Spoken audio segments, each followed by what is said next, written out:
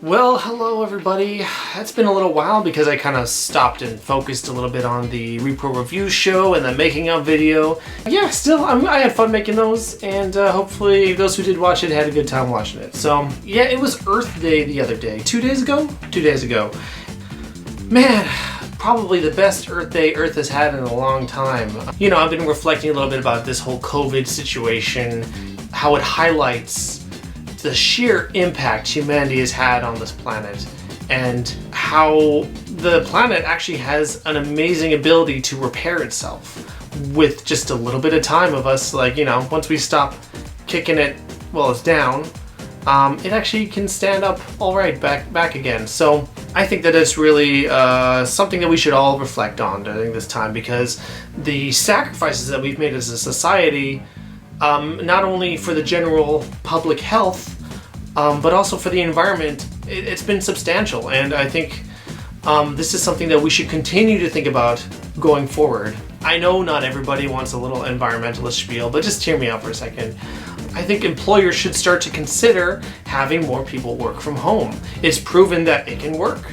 And not for everybody, of course. I can't work from home with my job. That's just not an option for me because I work in customer service, and as do a lot of people. And that's fair. But I do think that we need to really, reflect on if the society that we've structured for the sake of economics, how sustainable that is. Because, honestly, it's been very scary. It's been really stressing me out for a long time. The notion that, we were kind of right down the path of a Mad Max apocalypse kind of thing. I know it's a little bit exaggerated, but or maybe it wasn't exaggerated. I don't know.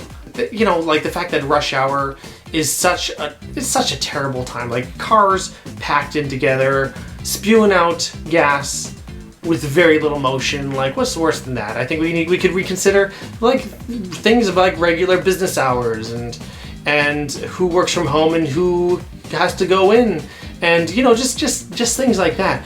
And I know that to some degree, change is uncomfortable and there could be some discomfort with these changes, but honestly, we've shown that we can do it. I don't expect things to be like they are now, because who wants to stay cooped up all the time, never go out and do anything? Not me. And I also recognize that sometimes people just need to go out and drive to get places. We should really just reconsider when we need to, how often we need to, when it's just better to walk or take the bus. As terrible as tight economic situations are, I just feel, in all honesty, that the long-term stability of the planet is more important. I hate the idea that I have to consider the fact, okay, I want kids, but is it responsible for me to have children when I don't have any idea if they're going to have a planet that they can grow old on themselves?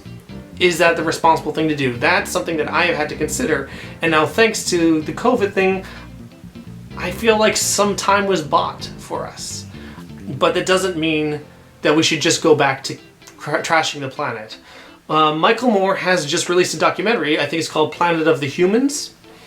I haven't watched it yet, but it apparently is a hey, we should really think about the planet and its stability. It probably has a lot more insight than I do, and I plan to watch that very soon. It is actually on YouTube, and you can watch it for free. He wanted to make it available to everybody to see, and I think, yeah, you should go check it out. I plan to very soon. I can't speak for the quality of it, but I think that it's probably got some great stuff in there. So yeah, change of pace, because the last thing you want is an entire vlog of me rambling about the environment to you. Let's talk about movies.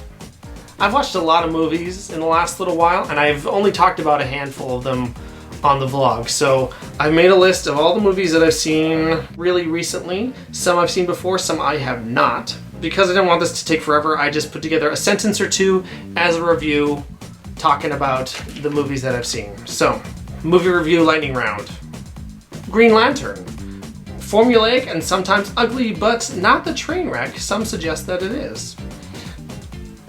House Guest. Cheap and amateurish, laughs are infrequent, and Sinbad is insufferable. Clueless. Fun teen comedy with a witty script, though the romantic ending is questionable. On that note, my mom really didn't like Clueless, so her review was don't. Oh well, can't win them all. Twins. Sure made the most with a paper-thin premise, steadily amusing, more than it is hilarious. Brainstorm. Compelling sci-fi with a great premise, but can't quite fulfill its lofty ambitions, but I would recommend it. Simone. A lot of good ideas, some ahead of their time, but often I found myself just wishing that the film was better. Red. Engaging action movie with comedic undertones, effective, but not much more under the surface. Crazy Stupid Love. Touching story of forgiveness and reconciliation with great comedy and great performances. The Croods. Above average DreamWorks fare with imaginative creatures and fun characters. The Tree of Life. Has atmosphere and artistic merit to spare, but leaves me wondering if I even get movies? I don't know. So yes, there you go. Little quick lightning round of movies. As for music, I listened to that new Strokes album. I would say it's pretty adventurous for the Strokes. So a lot less of that sort of typical 2.5 minute stuff that they were doing in their early days, and kind of reaches a bit more for the stars. But then it led me down the rabbit hole of The Voids, and I've only listened to their first album so far. I've got the second one queued up to listen to pretty soon. And The Voids is it's Julian Casablancas from The Strokes if he was just taking huge more experimental risks with his music. So that first Voids album, I'd say, is pretty cool, and I'm going to listen to the second one, and I'm hoping it lives up to the standard that's set. And Comtrues, I listened to his most recent albums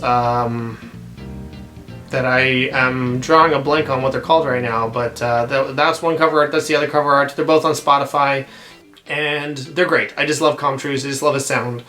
There's not a lot of growth from the two albums, but his sound is really cool, and I just feel like I don't need him to completely reinvent himself, because I just think his sound is awesome and truly his own. So those are my reviews for the moment. I have not played Ecco the Dolphin yet. I think I'll throw in a little bit of that right here. Vega. I don't know if I've expressed recently how much I love the Genesis. I just think it's just interesting counterpoints to Nintendo. Nintendo is a wonderful console, wonderful company. I love their IPs and the games that they bring to us. But Sega just felt like it was the platform that was okay with taking risks. Oh wow, you just really start off. It just goes right from title screen to this. There's no... Oh. What the heck? Okay, hey everybody. I'm a dolphin. I would never trade my Super Nintendo days for anything else, because I do love the platform. My favorite games are on there. But the Sega Genesis they were the risk takers, where Nintendo was very good about playing it safe and playing it family friendly and stuff like that. Genesis was just it was made for an older audience. That's sort of how they played it. Is that was more the console for teens. Not that Nintendo didn't have any games that were for older people, but each platform kind of had a bit of a reputation, sometimes a stigma even. Because, Genesis had really cool, lightweight games as well, so... I don't really know what I'm supposed to do here, but I love the look of this game. Oh. I remember, I mentioned it last time, but I remember seeing this in a Disney Adventure and just thinking it was just something to behold. And, it's not like it's picture-perfect realism, but still, look at these graphics. For the 16-bit era, this was awesome. Beautiful shading and backgrounds and textures. Oh, I love it. And my favorite era is the 16-bit era.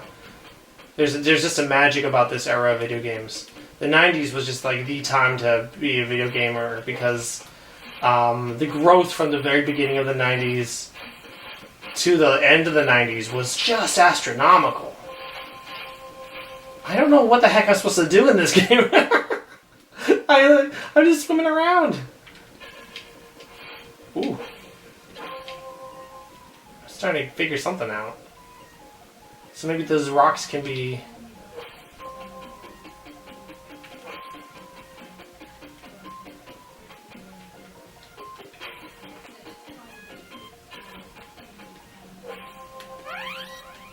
Oh. Okay.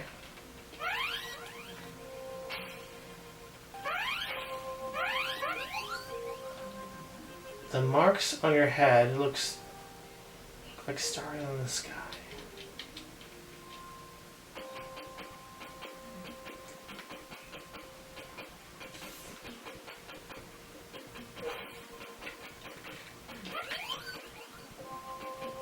How high in the sky can you fly?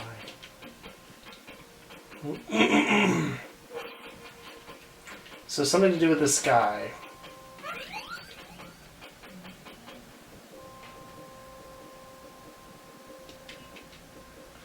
Very existential.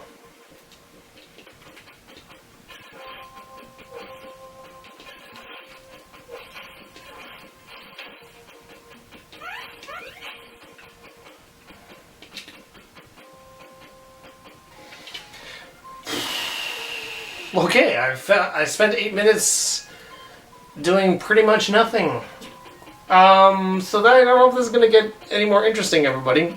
I'm going to have to do a little more research into this game to figure out what I need to do. So I guess that's it for now. Sorry. Well, what can I say? I tried. Yeah, this is it's gonna take a little bit, but that is okay. Maybe if I had the instruction manual, that would help. But I don't. I just have the cartridge. So, but Ecco is not an uncommon game, so maybe I could get the manual, or I could also just look it up on the internet because the internet is a thing. Yeah, if you're looking for a really intuitive game where you know you can just sit down, pick up and play, I would say that Ecco the Dolphin is not that game, but maybe I'll report more on that later. I'm going to give it another try after I look into it a bit more. For the next episode, I want to play my TurboGrafx 16 because honestly, I got it almost a year ago, and I haven't played it that much, much to my chagrin. I kind of give every game I had on it a try, but I haven't delved deep into the games I have. So I want to do that. So let me know what I should play. Here are my options. The one I've played the most is Keith Courage in the Alpha Zones, and so I'm going to exclude that from this selection because I got pretty far in it. And I do want to give it another go, but I want to try something different. Choice number 1, Blazing Lasers. One of the more famous games from the TurboGrafx, so no doubt that actually might be the choice if anyone else wants me to play that one. I'm up for it. It's another shooter. But apparently it's got a great reputation. Bonks Adventure, another really popular one for the TurboGrafx, and that one is sort of after Keith Courage kind of failed to impress. Bonk kind of became the Mario of the TurboGrafx. He's the mascot, as you will, although he did move on to other platforms. So he had games on Nintendo systems and stuff like that. So, but that was only after the TurboGrafx kind of didn't pan out so good. Here in North America, anyway. Now we're just going for the ones that are just the cards. China Warrior. China Warrior is just kind of a kung fu game that you run to the right and you go hoo-ah! And attack things that are heading your way. And TV Sports Hockey. If you want to watch me play a hockey game, I don't play a lot of sports games, but you know what? If you want me to, I will. I should give it a shot anyway. You know, I used to play. There was an NHL game on the Super Nintendo that I played quite a bit with my brother and my dad. Yeah, it was not bad, actually. It was kind of fun. I do have a really regrettable memory from it, though, where I lost for the first time to my dad because, you know, thinking about it, maybe he was going easy on me all the other times, but he just decided he was going to win this time. And I threw a tantrum, I remember, and I look back on it, and I was just... I'm so embarrassed by it. I'm so embarrassed. But hey, you know, that's being a kid. I'm sure he doesn't hold it against me. But man, I was just like, you cheated! You cheated! Oh, children are so embarrassing, especially when they're you in the past. Okay, anyway. That's it for now. And soon, we're going to have the final part of our movie tournament. I've been putting that off for too long. I got to get a hold of Predacon Paul, and we're going to finish that and see the reigning champion of the blockbusters of the last 2 decades. So, stay tuned.